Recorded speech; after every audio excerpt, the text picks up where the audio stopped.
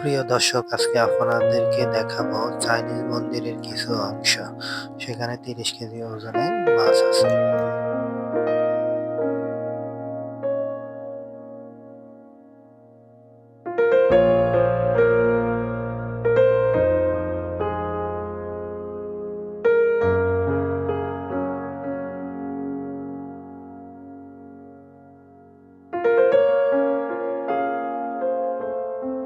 কৃত্রিমভাবে যে ঝর্ণাটি তৈরি করছে এই হলো ঝর্ণাটি, এবং এখানে ছোট্ট কূপ আছে। এই কূপে ৩০ কেজি ওজনের একটি মাছ।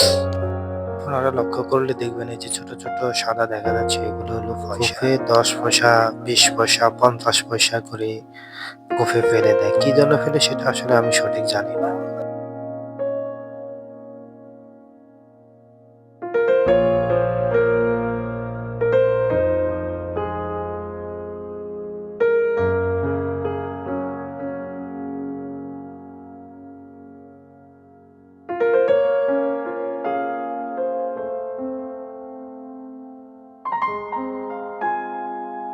প্রিয় দর্শক, এই যে দেখা যায় মাছগুলো, আপনারা দেখেন।